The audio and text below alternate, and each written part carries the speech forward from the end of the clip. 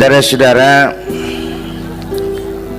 sekarang ini banyak orang bisa memberi contoh, tapi sedikit orang bisa menjadi contoh. Ngasih contoh mah gampang, jadi contoh susah. Karena beliau manusia. Laqad ja'akum rasulun min anfusikum. Kalau kambing disuruh nyontoh ayam, yang nyuruh nyontoh kagak punya pikiran. Ya, kagak level. Kambing mah nyontohnya kambing, kebo nyontohnya orang, nyontohnya orang. Makanya Nabi kita orang, bukan malaikat, bukan jin, bukan dewa, manusia. Kalau manusia disuruh nyontoh manusia, itu perintah masuk akal, predispositionnya sama. Kalau disuruh nyontoh malaikat mah ribet kan. Malaikat bagaimana nyontohnya, dia mah tidur kagak, makan kagak, sama duit budek, sama perempuan kagak open, lah susah nyontohnya. Ya, Superman tuh biar hebat nggak bisa dicontoh Superman, bagaimana terbangnya, lagian pakai celana dalam di luar, Pak. Nggak bisa dicontoh Superman mah. Nabi kita manusia utuh, cuman sungguh pun manusia, kualitasnya beda. Ini namanya basyarun la kal basyari. Manusia memang, tapi jangan samain, bobot bibitnya beda. Contoh, kita nih manusia, kita tidur. Nabi kita manusia, beliau tidur. Tidur Nabi, tidur mata doang, hatinya nggak pernah tidur. Tuh bedanya sama kita tuh. Tidur kita keblek, asal tidur habis-habisan. Lagi kita manusia, kita keringetan. Nabi kita manusia, keringetan. Keringet Nabi harum wangi, bau minyak kasturi, zaman belum ada parfum. Keringet kita udah rasain aja masing-masing dah, jangan pakai dikebet udah.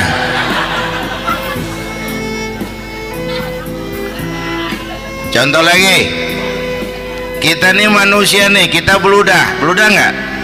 Nabi kita manusia, beliau juga beludah. Ludah Nabi obat, ludah Nabi.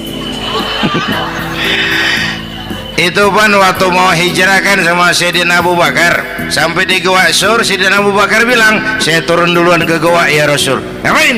Bersihin gua, takut ada binatang berbisa. Silakan turun. Sayyidina Abu Bakar bersihin gua, bener tuh, tangannya digigit kalajengking, sakit, ngebet, bengkak. Kalajengking Arab ya, emang di Arab kejadiannya. Herem nyaut aja bareng, ditahan aja, udah aman ya Rasul, silakan turun. Lama-lama dalam gua berduaan kelihatan juga Sayyidina Abu Bakar mukanya pucat. Nabi tanya, ma balu kayak Abu Bakar? Abu Bakar kenapa? Nggak apa-apa. Berat meninggalkan Mekah? Enggak. Malas hijrah ke Madinah? Enggak. Takut diubur-ubur Quraisy? Orang kata enggak, itu mah enggak. Lah kenapa muka kamu pucat? Tangan digigit kalajengking. Ngapa nggak ngomong dari tadi? Saya nggak mau nyusahin Tuhan ya Rasul, biar saya tahan, asal jangan nyusahin Tuhan. Jangan begitu kau. Sini tanganmu, diambil sama baginda Nabi. Bismillahirrahmanirrahim. Cuh, diludahin, ringkes, sembuh saat itu juga. Ludah Nabi. Pengen tahu kita yang ludahin, bengkak campur koreng.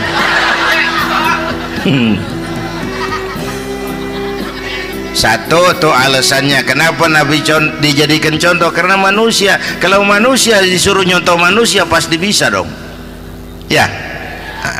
Yang kedua, karena tadi kata Bang Haji Omar, pribadinya itu pribadi yang multidimensi. Mau nyontoh apa? Pak, saya ini pengusaha Pak. Nabi umur 9 tahun udah ke Syria tuh, dagang lintas negara, Syam tuh. Saya jenderal Pak, Nabi mimpin tentara di medan perang Mas. Saya mau balik Pak, Nabi dakwah Bung. Saya guru Pak, Nabi ngajar Mas. Innama bu'istu mu'alliman, aku diutus sebagai guru, guru umat, guru bangsa. Saya politisi Pak, Nabi diplomat ulung Bung. Saya presiden Pak, Nabi mimpin bangsa dan negara Mas. Saya kepala rumah tangga Pak, Nabi punya anak bini Bang. Ayo lempengan mana dulu cari ngomong. Malah Nabi Isa tuh nggak bisa jadi contoh bagaimana membina rumah tangga bahagia. Bagaimana membina rumah tangga bahagia menurut contoh Nabi Isa? Nggak ada Mas. Kenapa? Nabi Isa belum sempat kawin. Ya, Nabi Isa belum sempat kawin. Ada pengikut Nabi Isa menyangka nggak kawin ajaran Nabi Isa, pada ngikut lagi nggak kawin. Tuh pastor tuh mubazir. Lah orang dikasih perabotan. Bang bener, saya kalau dalam Islam kiai kagak boleh kawin, saya pilih berhenti jadi kiai. Kalau kagak ada giro-giroan, botak rambut.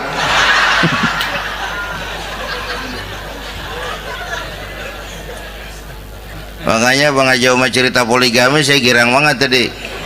Bukan yang ngomong ahlinya soalnya.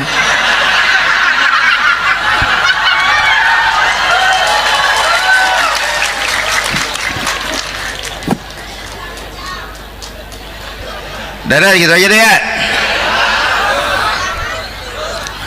Nah kata Imam Busair nih yang dahsyat, ka'annahu wa huwa fardun fi jalalatihi fi askarin hina talqahu wa fi hasham.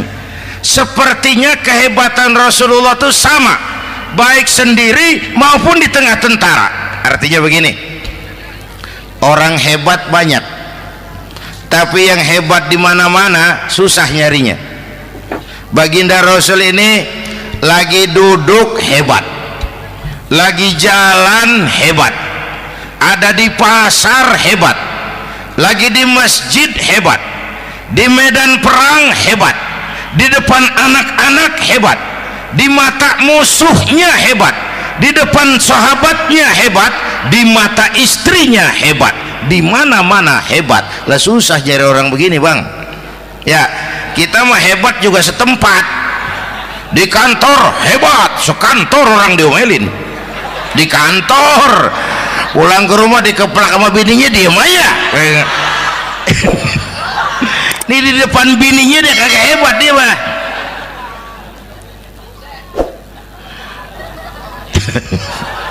Oke, lalu kalau begitu soalnya apa yang mau kita contoh? Saya sampaikan 3 aja.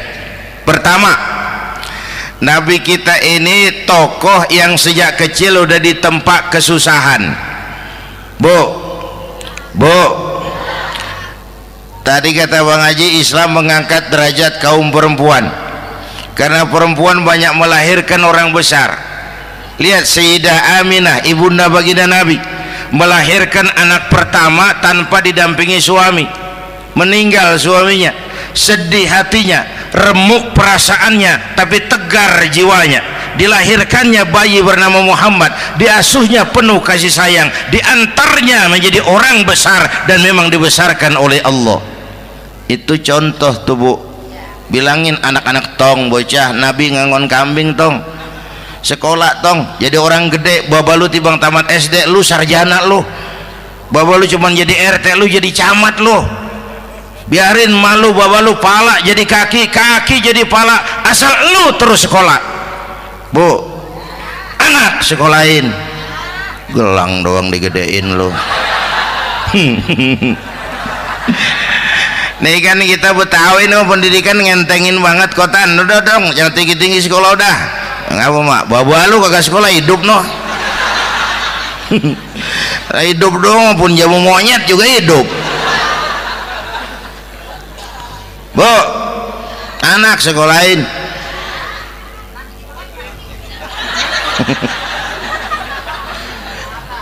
Mahatma Gandhi, oh kecilnya begeng, ceking, cacingan, liatim.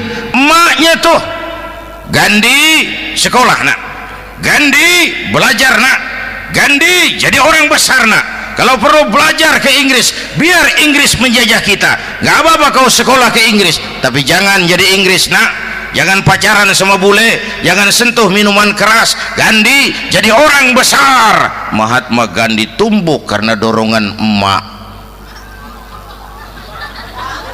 Mak, udah yatim. James Watt, Kang Bandrek. Emaknya tuh yang dorong tuh jadi orang besar. Belum lagi perempuan yang jadi besar. Di Indonesia ada Kartini, di Jawa Tengah ada Dewi Sartika, di Jawa Barat Dewi Sartika, di Bengkulu ada Fatmawati Soekarno, sang penjahit bendera merah putih. Di Aceh muncul Laksamana Malahayati, disusul kemudian oleh Cut Nyadin, baru kemudian muncul Cut Koko, Cut Meme, Cut, ya udah tak cut lain dah.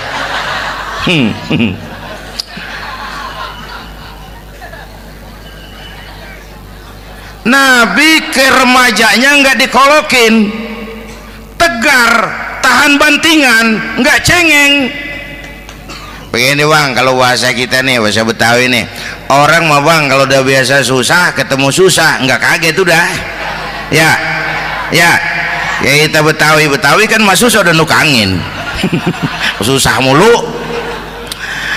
Saya santri nih biasa makan kangkung, datang ke rumah temen dikasih kangkung, makanan gue ini mat, dikasih daging ayam lah nambah. Emang apa?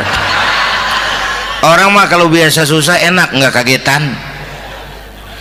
Saya santri biasa tidur di masjid, disuruh nginep di hotel lah pules nggak? Tapi yang biasa tidur di hotel suruh nginep di masjid encok. Makanya kemarin tuh waktu menteri-menteri baru dilantik tuh saya ngarepin tuh, mudah-mudahan nih menteri ini begitu dilantik bacaannya nawaitu sauma ghadin. Lu pada niat puasa dulu dah, entaran. Puasa kan bukan kagak boleh, nunda doang, nunda puasa mah. Tempe boleh maghrib, tahu boleh maghrib, air kelapa boleh maghrib. Lu menteri pada mau naik mobil mewah boleh, ntar kalau ekonomi udah mendingan, rakyat udah pada legaan napasnya. Ya sebab apa? Itu duit buat mobil para menteri kan duit negara. Duit negara kan duit rakyat.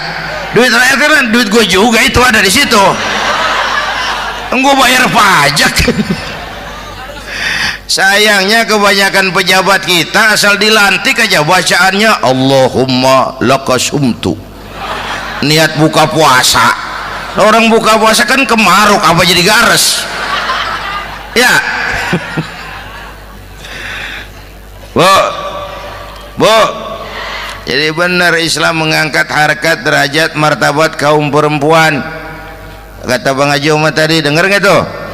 Waktu Nabi ditanya, ya Rasul, siapa yang paling harus saya taati di dunia? Ibumu. Setelah itu ibumu. Setelah itu ibumu. Setelah itu bapakmu. Ibu 3 kali disebut, bapak coba pikirin, ibu 3, bapak 1 bapak. Ini bagaimana ngitungnya? Jadi kerok begini nih ngitung nih.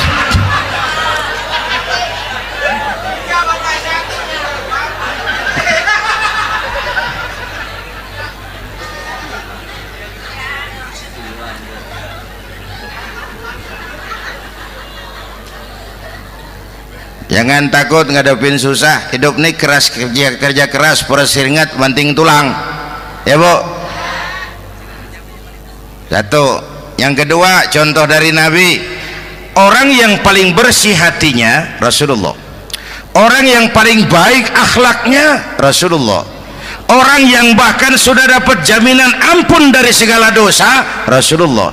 Tapi orang yang kalau sholat malam sampai bengkak kakinya karena rajin sujud Rasulullah. Aspek ibadah. Apaan? Hei, diam-diam giliran gue ini ngomong.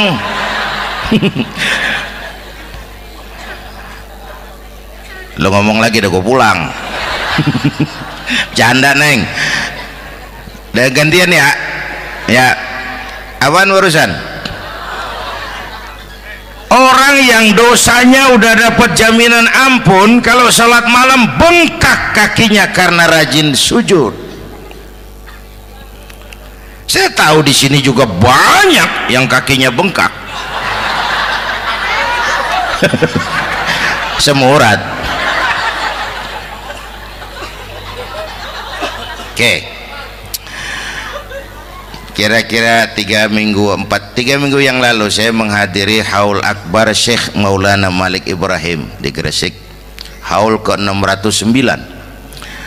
Dari situ saya ke Surabaya ikut zikir sama keluarga besar Tarbiyatul Qulub. Waktu zikir saya terkejut, ada kalimat yang dibaca ratusan kali menyentak perasaan saya. Kalimatnya sederhana, kita hafalah, yaitu kalimat ana Abdullah. Dibaca ratusan kali, ana Abdullah, ana Abdullah, ana Abdullah, ana Abdullah. Buat saya itu menyentak karena memperteguh komitmen saya hamba Allah, saya hamba Allah. Ah, itu mah Pak Zainuddin kan biasa, itu mah kita semua juga hamba Allah. Betul. Ayo kita bikin luar biasa. Saya mau tanya, Bapak, Ibu hamba Allah apa bukan? 3 orang. Ibu hamba Allah apa bukan? Hamba Allah.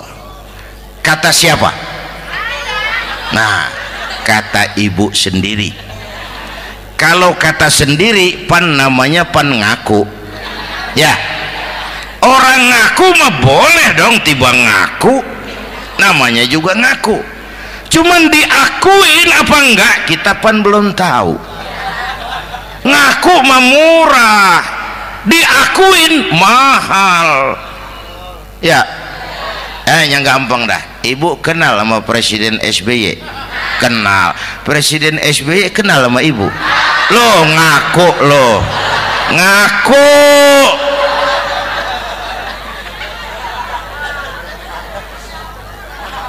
Saya hamba Allah, kata saya.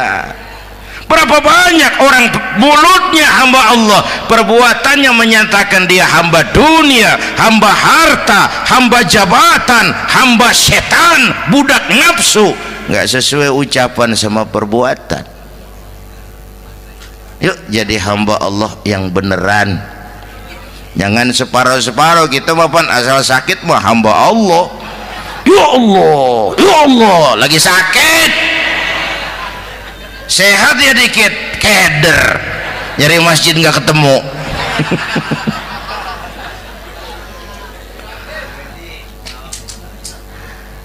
Apalagi kata Bang Haji tadi nih, kita nih kan zaman entertain nih, orang pada pinter bikin bungkusan sekarang Bang, ya. Abad entertain, orang pada bangun pencitraan. Tadi itu kiai sama dukun tipis bedanya.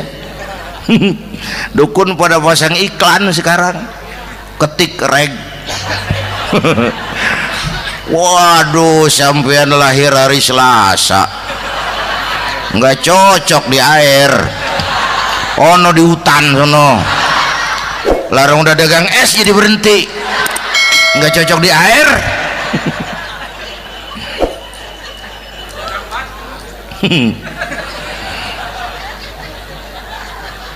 Bu, Di zaman ini siapa pakai apa, siapa mau jadi apa kagak urus nih. Bapak Ibu hadirin yang saya hormati, dan masyarakat kita ini kayak daun kering. Tahu daun kering? Gampang dikumpulin, susah diikat, berisik, gampang dibakar. Tuh daun kering. Penyakitnya kutil, kurang teliti, cepat heran, gampang kagum. Cepat heran, gampang kagum. Dulu ada tuh satu hari tabrakan di jalan kenceng, buah, korban jatuh belepotan darah, dikerubungin orang banyak. Datang wartawan mengambil gambar dari dekat, susah, orang banyak bener ngerubung. Cari akal nih wartawan, tolong saya dikasih jalan ke dekat korban. Orang nengok semua, saudara siapa? Saya bapaknya korban, katanya. Dia ngaku bapaknya korban. Ya orang minggir semua, minggir, ini ada bapaknya korban. Orang minggir semua, dia maju ke depan korban. Sampai di depan korban pucat mukanya tuh wartawan. Kenapa? Yang ketabrak anak monyet, Pak.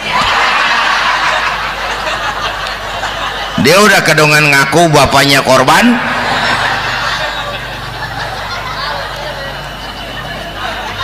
Bu, ini cerita pendek tapi pesannya lumayan nih. Kalau belum kenal bener mah jangan buru-buru ngakuin, ya. Dia kagak tahu yang ketabrak siapa, main ngakuin aja, saya bapaknya korban. Lu makan lu jadi bapak monyet sono lu. Makanya jagain kampung kita nih, jangan kemasukan yang aneh-aneh, ya. Nabi palsu, aliran aneh, ya ini bid'ah, itu bid'ah kuno yang kayak begitu. Capek kita ngurusin begitu, udah kelewatan, ya. Yang tahlil mah terusin, yang kagak suka nggak apa-apa, cuman jangan ngomelin yang tahlil. Orang tahlil juga pakai dalil. Yang mabok masih banyak, yang tahlil diomelin. Kita nih kayak kurang kerjaan, akhirnya rame turu-turu kita.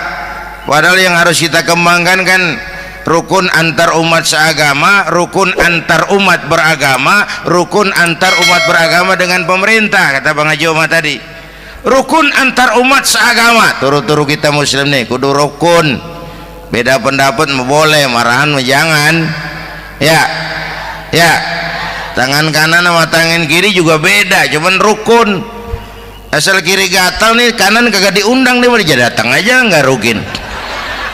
Nggak ada kiri gatal kanan ngomel, lu garuk aja sendiri, nggak dia mah akur, ya Bu.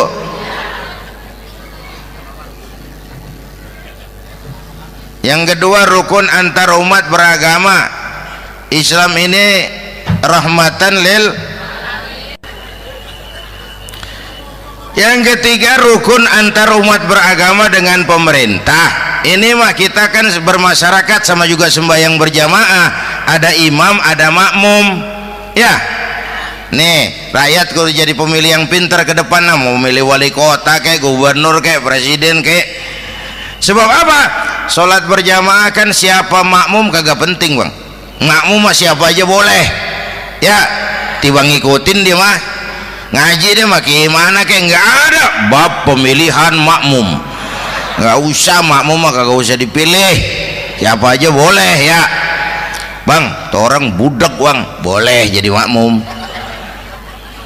Bacanya kagak fasih, boleh jadi makmum. Ketinggalan satu rakaat, boleh jadi makmum. Tapi nggak tiap orang boleh jadi imam. Siapa yang dipilih jadi imam?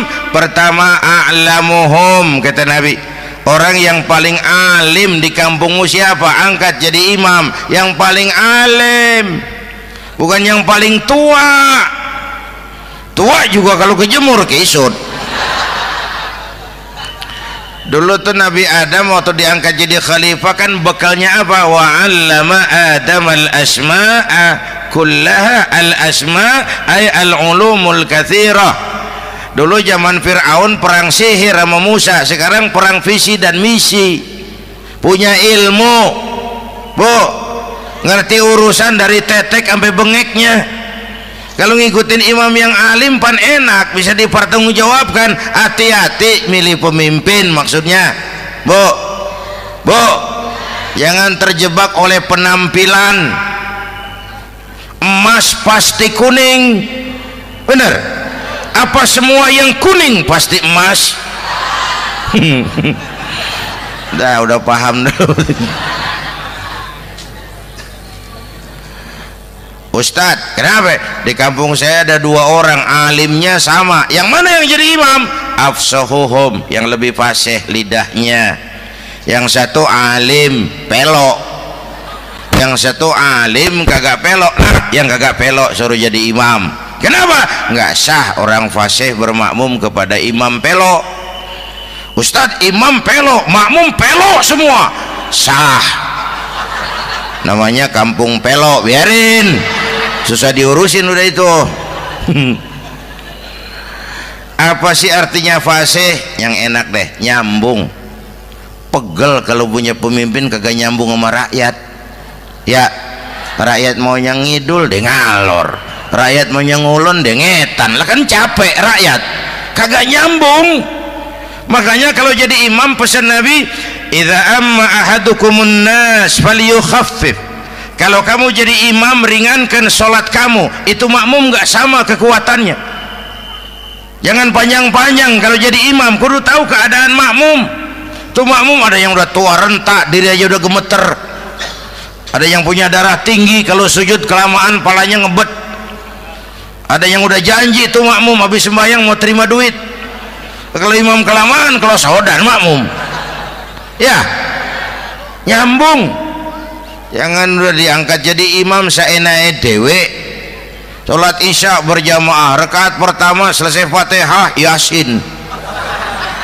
Makmum ikut mengikut, cuman bari ngancem. Besok gua tawiatin balik lagi udah.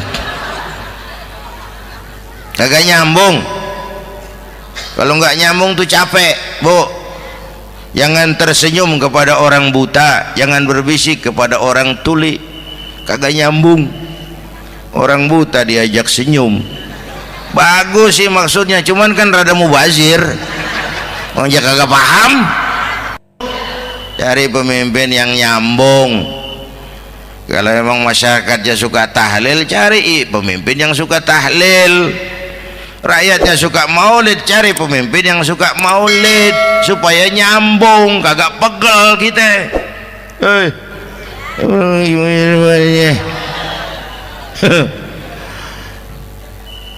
Bapak Ibu hadirin, saya balik urusan kita. Nyontoh Nabi ibadahnya luar biasa. Bu, kita ini perlu Allah. Kita ini perlu Allah. Semua kita perantau di bumi Allah ini. Perantau pasti pulang.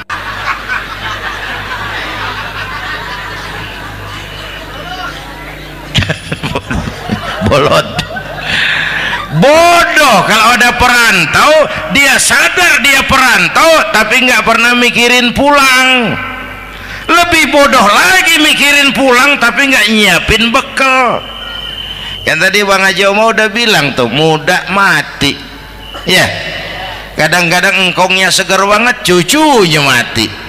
Ya, perantau mah mesti pulang. Sini mah kita ngendon doang, ngendon taran. Mula-mula pan bang, kita mah tinggalnya jauh di alam arwah. Dari sana pindah ke alam rahim, alam kandungan emak nih. Pernah tinggal di situ 9 bulan tuh. Ada yang 2 tahun, yang keluar udah kumisan. Kelamaan ngetemnya itu.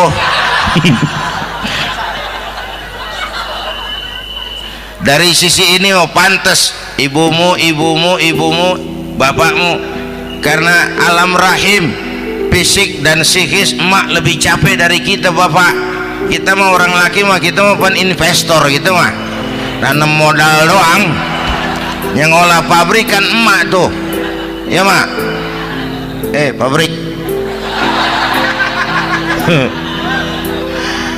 Anak-anakku remaja, pemuda yang hadir, masya Allah, emakmu, emakku, emak kita semua nih, dari mulai ngidamin kita udah kita seksa nih mana.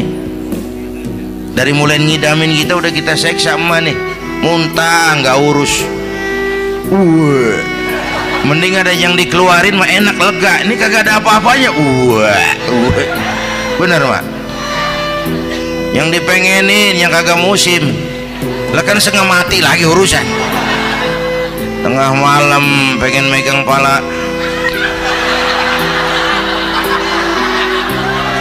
kereta, lu jorok bener lu, gue heran.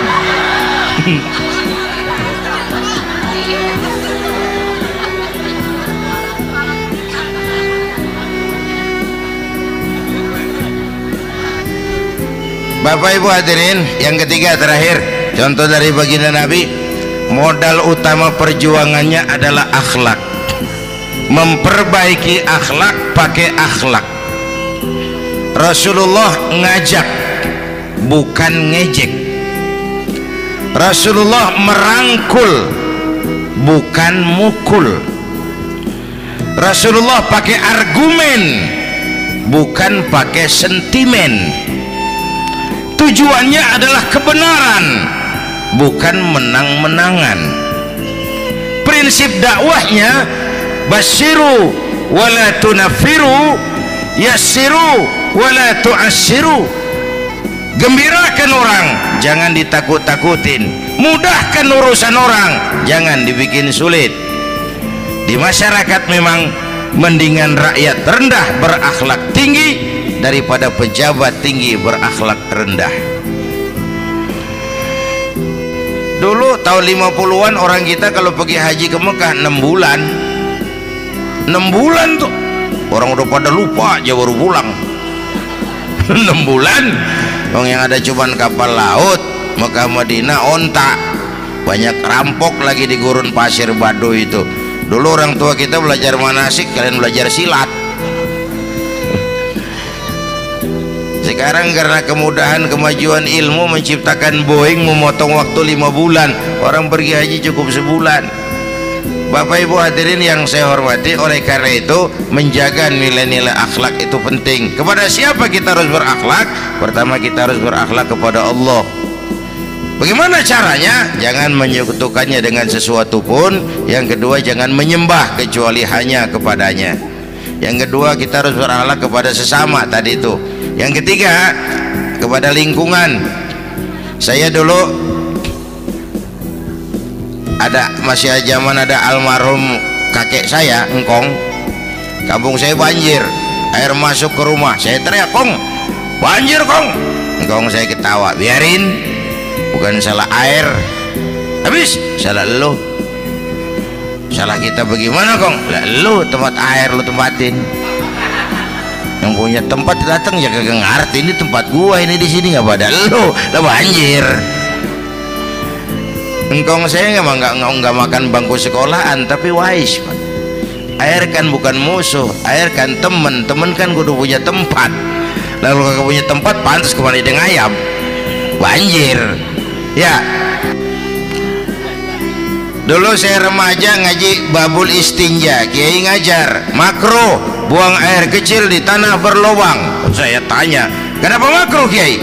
Pertama, untuk alasan kesehatan. Siapa tahu di lubang yang kamu kencingi ada gas beracun. Kalau tidak kiai, kalau tidak maka artinya melindungi binatang yang ada di dalam lubang. Siapa tahu di lubang yang kamu kencingin ada semut sedang rapat membahas laporan Susno 2Ji. Apa dosanya lalu mati dikencingin? Ini namanya rahmatan li semut. Saya mau bilang alam sekarang tidak seramah dulu karena kita juga nggak ramah sama alam. Bapak Ibu hadirin yang saya hormati, padahal watak Islam rahmatan lil alamin.